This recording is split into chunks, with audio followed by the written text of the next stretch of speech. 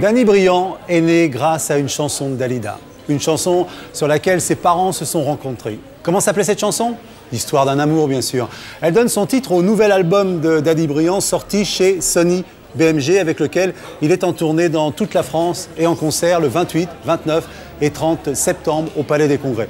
Vous verrez que chacune des chansons de cet album rend hommage à une danse, mambo, samba, jerk ou slow. S'il était bien quelqu'un sur scène qui mettait avec élégance la danse au service de la chanson, c'était Yves Montand.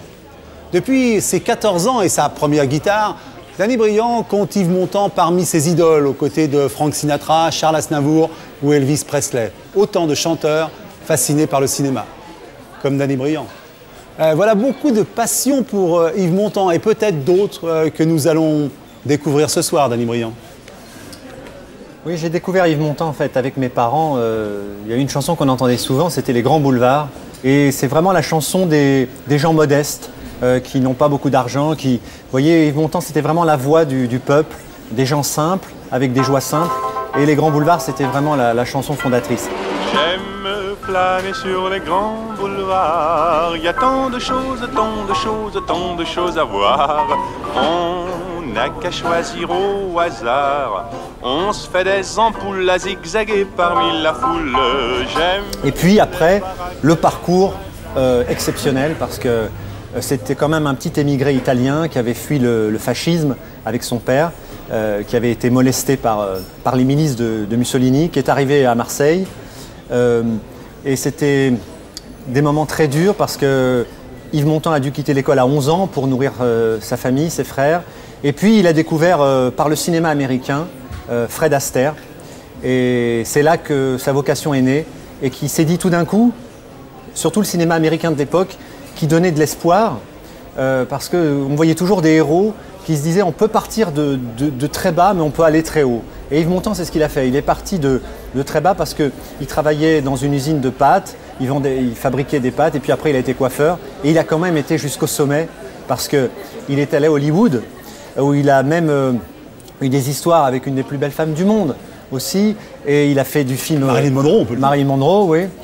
Et je pense qu'il avait besoin de se rassurer dans les conquêtes et que Marilyn Monroe, enfin, quand elle a craqué pour lui, je pense que même s'il était très amoureux de Simone Signoret, je pense que ça l'a flatté un peu qu'une star comme ça de l'époque hollywoodienne, qui avait Hollywood à ses pieds, craque pour lui. Et puis voilà, bon, ça a été très, très difficile pour Simone Signoret, mais elle a eu une phrase très belle parce qu'elle a dit « Vous connaissez un homme qui n'aurait pas craqué pour Marilyn Monroe ». Le cinéma, en fait, Yves Montand, son rêve, c'était le cinéma.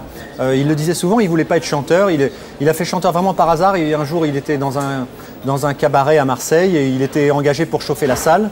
Et puis finalement, comme il a vu qu'il avait un impact sur le public, sur la gente féminine, il s'est mis à chanter. Mais au départ, il faisait des imitations. Il imitait Fernandel, il imitait Maurice Chevalier, il imitait les artistes de l'époque. Et puis un jour, on lui a proposé une chanson qui s'appelle « Dans les plaines du Far West ». C'est sa première création. Et c'est le premier qui a tout d'un coup mis en scène une chanson, c'est-à-dire qu'il a mis un chapeau de cow-boy. Ce n'était pas qu'un seul chanteur récitatif, vous voyez, il commençait à faire l'acteur.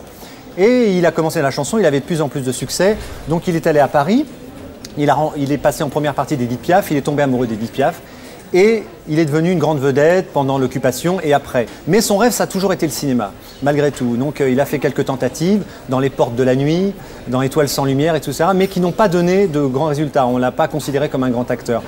Puis il y a eu un film très important qui est Le Salaire de la peur, de Georges Clouzot, qui a eu la Palme à Cannes, etc. Mais il n'était pas encore accepté, etc. Ça a été vraiment dans les années 60, 70 avec les films de Costa Gavras, où il a commencé à prendre, même dans ses films, des positions politiques. Et à partir de ces films-là, comme L'Aveu, comme Z. Et puis moi, je trouve qu'il a vraiment commencé à déployer tout son charisme à éclater. C'est dans César et Rosalie, où là, je trouve que vraiment, il a mis beaucoup de temps. Romy Schneider. Ouais, avec Romy Schneider, ouais, un film de Claude Sautet. Et il a mis beaucoup de temps pour se faire accepter comme acteur. Mais alors, il y a aussi l'homme engagé. Oui, son père était communiste. Il était communiste, donc par tradition familiale, il épousait tout le communisme de l'après-guerre sans jamais être inscrit au parti. Il était un compagnon de route avec Simone Signoret et toute l'intelligentsia de l'époque, François Perrier, etc. Et puis il a vite déchanté parce qu'en 1956, il a fait un voyage dans les pays de l'Est et là il s'est rendu compte que pour le bonheur du peuple, etc., on en massacrait beaucoup à côté. Donc il a commencé à déchanter et il disait souvent que de compagnon de route du communisme, il est devenu compagnon de doute. Est-ce que vous vous souvenez, vous, du moment où vous avez appris la mort d'Yves Montand? Oui, je me souviens très bien, j'ai trouvé ça... J'étais bouleversé, je sais que c'était à la suite du film IP5 de Benex et qu'il est mort d'une crise cardiaque parce qu'il avait une scène très très difficile à jouer. Et j'ai trouvé que c'était dommage parce que je trouvais qu'il était parti un peu vite et puis qu'il avait encore quelque chose à nous apporter. Et j'aurais aimé, quand j'ai commencé à être connu, ça aurait été de le rencontrer et pour lui dire toute mon admiration et puis même qu'il me donne quelques conseils. Écoutez, ce soir, en tout cas, vous avez dit toute votre admiration et votre passion. Quant aux conseils, je ne sais pas si vous en avez encore besoin, Danny Briand. Merci.